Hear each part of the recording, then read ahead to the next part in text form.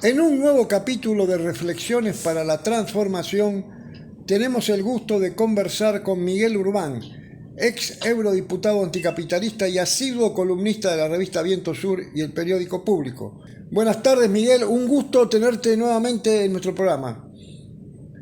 Un gusto estar con vosotros.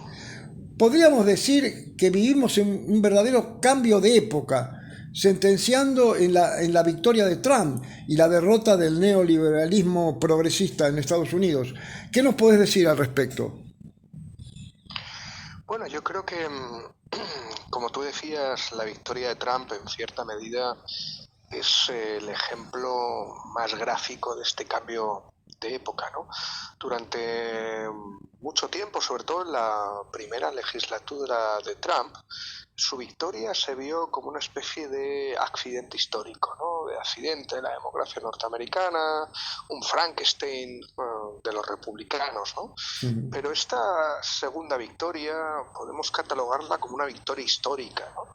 No solo porque Trump se ha convertido en el segundo presidente en Estados Unidos de conseguir ser reelecto después de haber perdido previamente una elección, algo que no pasaba en Estados Unidos desde 1896, de haber conseguido una mayoría en el voto popular, que no conseguían los republicanos desde hacía 30 años, o ni siquiera por haber conseguido la mayoría en el Congreso y en el Senado, sino porque en cierta medida, la segunda victoria de Trump lo que demuestra es que no es un accidente histórico, sino es la conclusión lógica de ese cambio de época en el que nos encontramos, ¿no? Un cambio de época que yo catalogo como un cambio de época de autoritarismo reaccionario, en donde vemos la caída en cierta medida, o el declive al menos, del imperio norteamericano, la vuelta de los choques interimperialistas, ¿no? Con viejos y nuevos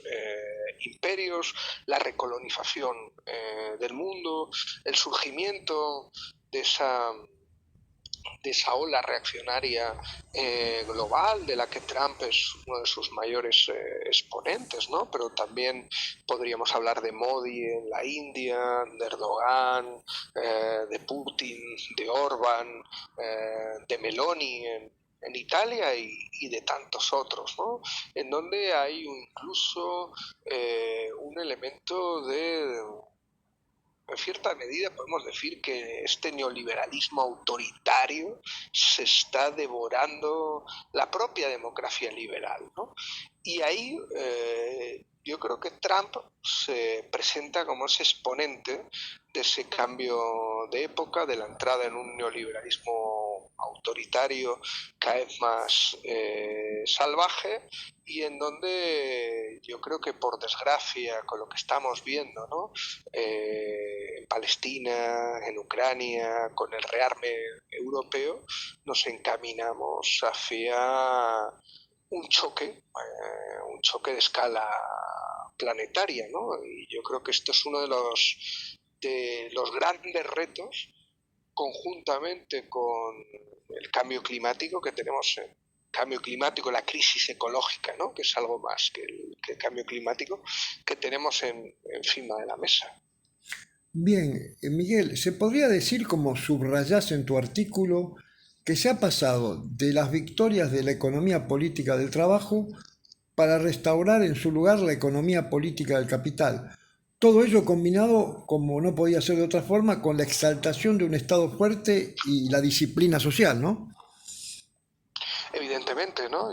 ¿Qué es en cierta medida el proyecto de Milei en Argentina, ¿no? ¿Cuál es el proyecto de Trump en Estados Unidos? ¿Cuál es el proyecto, ¿no? De este autoritarismo reaccionario, de este neoliberalismo autoritario, sino justamente esto, ¿no? Un intento en cierta medida de estabilizar una crisis de régimen capitalista en el sentido más gramsciano de crisis de régimen, ¿no? En donde no solo estamos ante lo que podría ser o podríamos conocer como una crisis de la tasa de ganancia, sino que una crisis económica clásica, sino que estamos ante una policrisis, ¿no? Una conjunción de diferentes crisis que le da ese carácter de crisis de régimen, en donde este autoritarismo reaccionario intenta estabilizarla en cierta medida en beneficio, ¿no? de las conquistas del capital. Antes hablábamos de cómo ese neoliberalismo autoritario se está devorando la democracia, ¿no? Cómo el autoritarismo de mercado está ocupando todos los espacios públicos, todos los espacios democráticos, hasta verdaderamente asfixiarlos, ¿no? Y bueno, yo creo que en ese sentido hay que entender la emergencia también de esta internacional reaccionaria, de esta ola de autoritarismo reaccionario. Bien, o sea que veníamos de una etapa de extremismo de centro y en donde parecería que las visiones más maximalistas no estaban bien vistas por el común de los votantes. Ahora, la victoria de Trump en el 2016 supuso una vuelta de tuerca más en la oligarquización de la política norteamericana. ¿Cómo se expresa a tu entender? Sí, si utilizamos la terminología, ¿no? de Tariq Ali con, el, con la lógica del extremo centro, ¿no? O sea, cómo prácticamente los últimos, desde la crisis del 73, ¿no? Veníamos el nacimiento de la tercera vía en Inglaterra y luego su extensión, ¿no? Cooptación de lo que sería la socialdemocracia clásica y su mutación en el socialliberalismo, lo que otros autores como Nancy Fraser han catalogado como ese neoliberalismo progresista, la globalización feliz, ¿no? Desde el final, ¿no? Desde el inicio de la década de los 90. Todos estos elementos, evidentemente, entran en crisis actualmente, ¿no? Ese extremo centro que hablábamos antes, de cómo en cierta medida la socialdemocracia se había convertido, utilizando, ¿no? o parafraseando a Ulrich Beck, en una suerte de zombie político, ¿no? Un zombie político en el que parecía vivo pero realmente estaba muerto porque había dejado de representar los intereses por los que había nacido en esa mutación socioliberal, ¿no? Y cómo eso ha ido generando una desafección que se ha ido expresando fundamentalmente en los márgenes y que se ha dado con estallidos electorales, ¿no? Unos estallidos electorales que muestran una desafección con el sistema, una desafección con el extremo centro y una gran polarización político-electoral, pero que no se muestra simplemente los ejes clásicos izquierda-derecha, sino que esa polarización y esos terremotos electorales se expresan más en una lógica dentro-fuera del sistema, ¿no? En donde el voto de protesta contra ese extremo centro, el voto de desafección, el voto del malestar, el voto en cierta medida es recogido en muchos casos por la extrema derecha, ¿no? Que se sabe vender, se sabe presentar como un vehículo legítimo de protesta, ¿no? Es verdad que en Europa en la década, sobre todo a raíz de las expresiones de respuesta a la crisis del euro en 2009-2010, las expresiones de protesta en donde hubo cierta articulación social, Grecia especialmente, Portugal, España, se vehicularon a través de otro tipo de expresiones político-electorales de carácter progresista, ¿no? Syriza, Podemos, Bloco Esquerda o PFP en su momento, ¿no? Pero en donde la lógica era en cierta medida un poco la misma, ¿no? Una lógica de fuera del sistema contra dentro que lo expresaba ese gran extremo centro, pero mayoritariamente, sobre todo a partir de la victoria de Trump de ese 2016, mayoritariamente el vehículo de la protesta de fuera del sistema ha sido articulado por esta ola reaccionaria global, ¿no? Por este autoritarismo reaccionario, y ahí vemos en el 2016 la victoria de Trump, pero meses antes, y yo creo que esto fue también muy interesante, muy importante, la victoria del Brexit en Inglaterra, ¿no? Que expresaba también esa lógica que estábamos hablando de voto protesta contra el sistema. O sea, los principales partidos, tanto el laborismo como los conservadores, los Tories, los sindicatos, la patronal, el Banco de Londres, todos, el Banco de Inglaterra, disculpa, todos pedían el remain, ¿no? El mantenerse dentro de la Unión Europea, ¿no? Y ganó el Brexit, ganó la salida de la Unión Europea, ¿no? De hecho, algunos autores hablaron que el Brexit fue el inicio de la desglobalización, ¿no? El inicio de ese cambio de etapa, de ese cambio de época en donde tuvimos a la victoria de Trump, pero por ejemplo, no sé si lo recordamos en clave latinoamericana, la victoria del no en el referéndum a la paz en Colombia.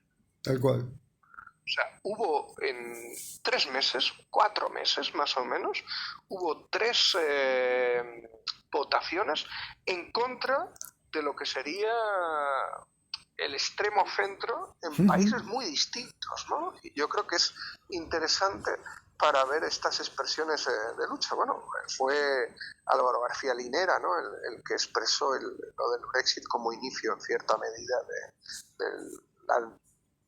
el inicio de la desglobalización, ¿no? Que tal cual. Evidentemente la crisis de COVID en su momento aceleró, bueno, la guerra en Ucrania y diversos elementos que han ido acelerando estos procesos, pero que ya podíamos entrever en 2016. Ahora, Miguel, este nuevo salto adelante del autoritarismo reaccionario se da paradójicamente justamente en momentos de profundización de la crisis climática, en lo que la lucha por recursos escasos, refuerzo del despotismo de las élites por encima de la democracia liberal. ¿Qué pensás al respecto?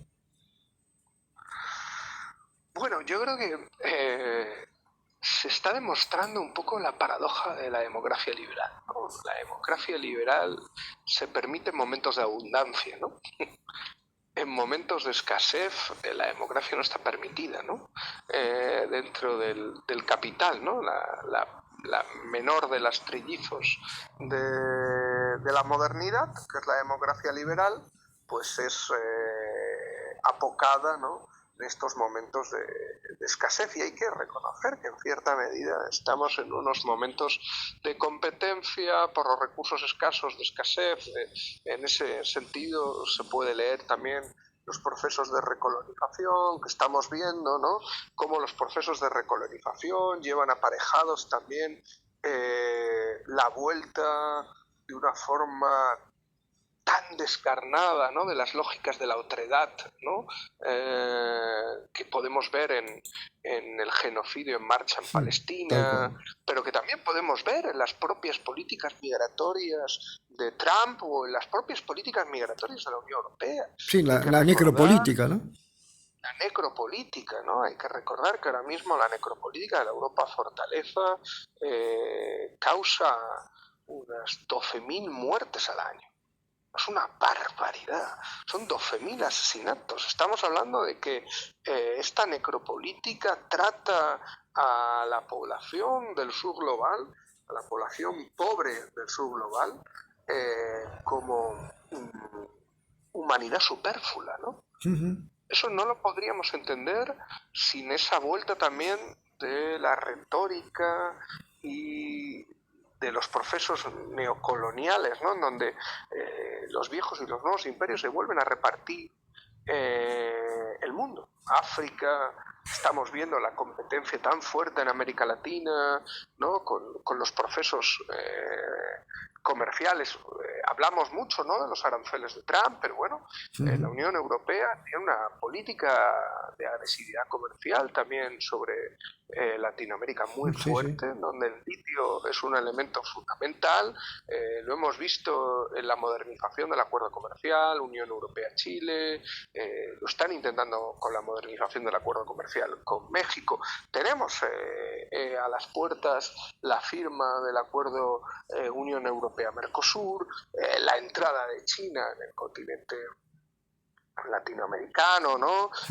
Veíamos la importancia que está teniendo, por ejemplo, la visita de Petro estos días a China, ¿no? O sea, vemos justamente la emergencia de los BRICS. O sea, es parte de ese mundo que cambia, es parte de ese cambio de época, ¿no? Y la asfixia de la democracia liberal es también otro elemento, otra característica de esta nueva etapa en la que estamos entrando. Tal cual. Ahora, de igual forma, lo que vos marcabas, que el genocidio que se está implementando en Palestina, en el pueblo palestino, por parte del Estado sionista, con la complacencia de Estados Unidos y la Unión Europea, se ha convertido realmente en una muestra palpable de esto que estamos llamando, ¿no? Del cambio de época. Era impensado, Total, o sea, el genocidio en Palestina es una ruptura total del marco de gobernanza global nacido después de la Segunda Guerra Mundial y sobre todo terminado de establecer con la caída del muro de Berlín, ¿no? En donde está saltando todo ese marco de gobernanza, todo ese marco de lo que conocíamos como supuesto derecho internacional de los derechos humanos. A Naciones Unidas se le está quedando la cara de sociedad de naciones, ¿no? La sociedad, Naciones Unidas no pinta absolutamente tal cual. nada. El genocidio que estamos viendo, un genocidio televisado, conocido, permitido, no hubiera sido posible hace 15, 20 Naturalizado, ¿no? años. Estos términos, ¿no? O sea, es auténticamente brutal. Y naturalizado y justificado, Tal cual. ¿no? Yo creo que la justificación de la violencia genocida es verdaderamente aterradora. Por eso, lo que hablábamos antes de la otredad, ¿no?, de las políticas migratorias, la vemos también en la otredad del asesinato del pueblo palestino, ¿no? En donde vemos una doble vara de medir que afecta además a toda la credibilidad histórica del soft power que había construido la Unión Europea en los últimos 30 o 40 años. En donde vemos poner grito en el cielo por la invasión de Putin sobre Ucrania, pero Sí, sí. no decimos absolutamente nada, ¿no?, con la masacre y el genocidio en Palestina, ¿no? Esa doble vara de medir que rompe también con el soft power y que no es que debilite, es que hace saltar por los aires todo el derecho internacional, Tal ¿no? cual. Que lo vimos, por ejemplo, en menor medida, pero yo creo que es interesante ver también poner ejemplos, en este caso latinoamericanos, ¿no? El asalto del gobierno de Noboa a la embajada mexicana en Quito, ¿no? Para llevarse preso a Jorge Glass, al cual le habían dado estatus de refugiado en México. Eso es una Es quiebra una del violación Estatuto de flagrante. Viena. Claro, es una quiebra del Estatuto de Viena que no había pasado nunca. No pasó en la dictadura de Pinochet, No, no, está donde claro. Ahora, ¿tiene en efectos un esto también dictadura en otras partes salvaje. sí, sí, hay efectos increíbles, ¿no? Por ejemplo, toda esta situación de rearme europeo que se podría decir que es el devenir propio de un despotismo oligárquico, tecnocrático y militarista, ¿hacia dónde se dirige? Pues un rearme solo se dirige hacia la guerra. O sea, no hay. O sea, las armas se hacen para utilizarlas. Y si vemos, bueno, evidentemente yo creo que no. O sea, los paralelismos históricos, bueno, nos pueden servir un poco como antecedentes, nos pueden servir un poco para ver ciertas tendencias, ¿no? Yo recuerdo esa gran frase de Marx, ¿no? La historia solo se repite dos veces, ¿no? La primera Sí, como tragedia y la segunda como como farsa, parodia. ¿no? Sí, sí, sí. O sea, sí, como una parodia, ¿no? Sí, sí. Estamos viendo, ciertamente, en cierta medida, una parodia de, del inicio de la Primera Guerra Mundial. Y claro, y O esto sea, tiene si que ver vemos también con las alambradas, con las, o sea, con la Europa fortaleza, ¿no? Que se está con naturalizando los de una procesos manera. coloniales Sí, y sí. con los procesos coloniales, justamente esa recolonización del mundo, ese reparto de África, fue uno de los ejes vertebradores, ¿no? De la paz armada y del rearme europeo, ¿no? Y ahora vemos cómo vuelve a haber un rearme europeo. Hay que entender que Europa no había aumentado sus presupuestos militares en estos términos desde la Segunda Guerra Mundial, ¿no? Lo digo para que la gente más o menos se haga, vea ponga en consonancia, ¿no? el proceso de rearme. De hecho, la Unión Europea, previo al rearme, un rearme que no empieza ahora, rearme que tiene mucho que ver con el Brexit, que tiene que ver mucho con ese cambio de época, que tiene que ver con la guerra en Ucrania, como una gran coartada, ¿no? Para los procesos que estamos viendo actualmente, pero previo a este rearme, o sea, previo al 2022, ¿no? Los presupuestos en defensa de los 27 Estados miembros ya suponían el segundo gasto en defensa, el segundo gasto militar más importante del mundo. Tal Lo digo cual. porque se utiliza la supuesta amenaza rusa sobre Ucrania, sobre Europa, ¿no? Como un ejemplo o como la excusa para este rearme, ¿no? La creación de una, podríamos decir, eh, una inseguridad coyuntural, Sí, ¿no? sí. Hace que tengamos que emprender un rearme coyuntural. El rearme no es coyuntural, el rearme es Viene para un elemento instalarse. estratégico y sobre todo es estratégico. Tal cual. Es un cambio de fenomenología, es un cambio de paradigma dentro de la Unión Europea. Tal cual. Hay que recordar, para que la gente que no lo sepa, la Unión Europea supuestamente en sus estatutos fundacionales se crea como un mecanismo de paz. Tal cual. Y ahora mismo es un mecanismo de guerra, ¿no? O sea, se camina hacia una integración en clave militar, ¿no? De la Unión Europea, ¿no? Supuestamente la integración en clave económica hacía asegurar una Europa en paz, ¿no? Ahora lo que estamos viendo es una integración en clave militar, lo cual supone un cambio de paradigma dentro de la Unión Europea, y esto no es por un elemento de inseguridad coyuntural, sino es una apuesta estratégica de las élites Sí, sí, está claro. europeas. Ahora, Solo el incremento del gasto militar alemán, solo el incremento, no el presupuesto total, sí, sí. solo el incremento del gasto militar alemán supone 2 veces el presupuesto ruso en defensa.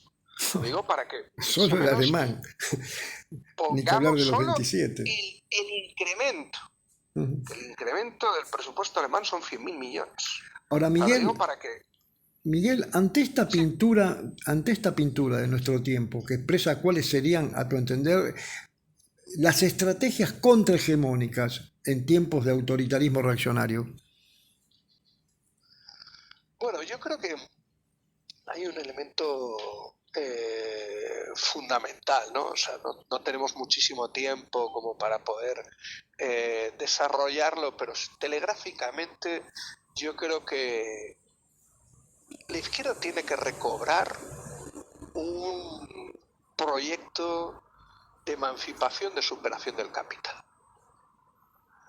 Yo creo que es fundamental entender que este autoritarismo reaccionario se construye sobre el miedo. Y sobre ese miedo intenta aportar seguridades ficticias, unas seguridades autoritarias, unas seguridades xenófobas, unas racistas, de otredad, ¿no? Diferencialistas. ¿Cuáles son nuestras seguridades? ¿Qué seguridades ofrecemos desde la izquierda? ¿Cuál es nuestra salida a esta crisis de régimen capitalista? ¿Cuál es nuestra propuesta internacionalista en este cambio de época del que estábamos hablando, ¿no? Yo creo que debemos de recobrar, ¿no?, esa lógica de superación del capital. Estamos viendo en clave latinoamericana la caducidad cada vez más rápida del progresismo, ¿no? Yo creo que el ejemplo paradigmático del último periodo sería el gobierno Boric, ¿no?, en Chile, ¿no?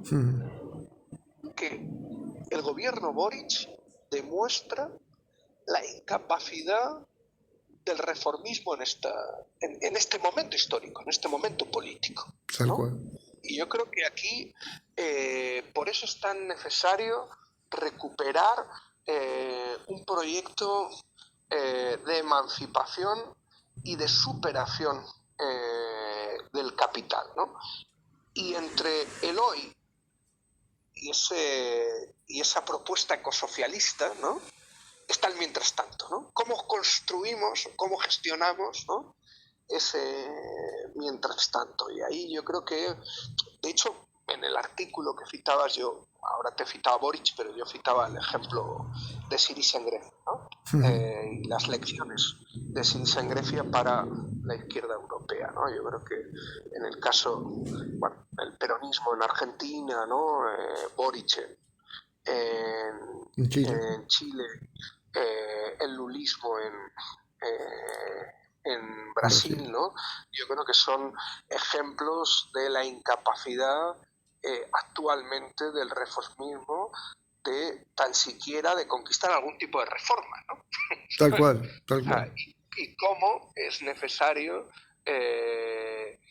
radicalizar las propuestas en una clave de superación del capital, ¿no?, como una única forma de poder estabilizar esta crisis de régimen que en cierta medida tiene un carácter de crisis civilizatoria, ¿no?, por la conjunción, no solo la crisis de gobernanza neoliberal, sino sobre todo la conjunción o la entrada de la crisis ecosocial tan fuerte que vivimos actualmente, ¿no?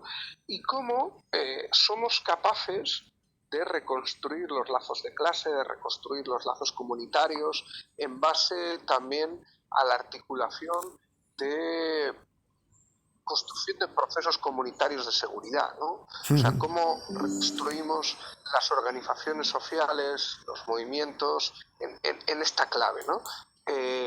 Cómo enfrentamos, por ejemplo, la pandemia de inseguridad y las respuestas del populismo punitivo, por ejemplo, bukelista, ¿no?, de Bukele, ¿no? Tal cual. Y que ahora lo veríamos en Noboa, en el caso ecuatoriano, y la incapacidad que ha tenido el correísmo para imponerse, ¿no?, ante una crisis brutal en el Ecuador, al proyecto de cierto bukelismo ecuatoriano, ¿no?, que representaba Noboa. Lo que representa Kaiser ahora mismo en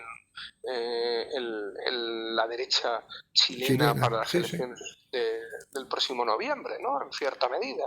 Lo llaman el Milei chileno, pero yo creo que también podría ser considerado un poco como el Bukele chileno, ¿no? ¿Cómo damos respuesta a a este tipo de inseguridades de la vivienda, del trabajo, de la escasez, pero también de la inseguridad ciudadana, ¿no? Y cómo podemos responder desde la organización social en una clave de desobediencia al capital, ¿no? Para ir construyendo esos caminos de emancipación ecosocial y ecosocialista de la que hablábamos antes, ¿no? Yo creo que ahí que supere el caos, este caos capitalista en el que vivimos. claro, Exactamente, ante el caos, el orden colectivo, ¿no? tal Eso es. cual. O sea, yo Miguel, creo que te es agradecemos el desde elemento clave. Reflexiones para la Transformación. Realmente nos pareció importantísimo poder conversar con vos y será hasta otra oportunidad. Un fuerte abrazo desde el sur del continente americano. Un fuerte abrazo. Nos hemos comunicado con Miguel Urbán, uno de los referentes del anticapitalismo europeo.